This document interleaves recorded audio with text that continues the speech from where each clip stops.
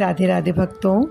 एक व्यक्ति अपने अनुभव में बताते हैं कि मेरे मन में एक बार बात आई कि मैं किसी परोपकार के कार्य में कुछ दान करूं, किंतु उस समय यह विचार कार्यान्वित नहीं हो सका।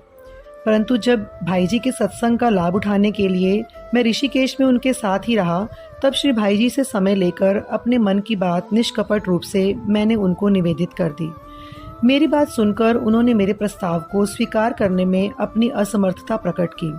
साथ ही मेरी भावनाओं को ठेस न लगे इसलिए एक अनिश्चयात्मक उत्तर देकर बात समाप्त कर दी। मैं निराश लौटा और मुझे लगा कि मेरे पैरों के नीचे की धरती खिसक गई। मुझे कहीं और जाना था, अतः कुछ दिनों बाद मैं स्वर्गाश्रम से विदा हुआ। बाद में श्री राधा अष्टमी के अवसर पर मैं पुनः गोरखपुर आया। मैंने श्री भाई जी का दर्शन किया और अपनी प्रार्थना पुनः दोहराई। इस बार भी वे अपनी ही बात दोहराते रहे, किंतु मैं निराश नहीं हुआ। पुनः अपनी प्रार्थना का स्वर तीव्र किया। इस बार वे कुछ अनुकूल लगे और उन्होंने मेरा प्रस्ताव स्वीकार कर लिया।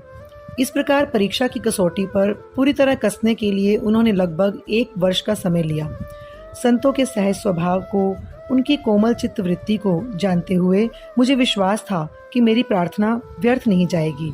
किंतु इस व्यवहार से उन्होंने न केवल मेरी परीक्षा ली, बल्कि इस कथन की सत्यता भी सिद्ध कर दी कि संतों का चित्त वज्र के समान कठोर नहीं बल्कि फूल के समान कोमल होता है।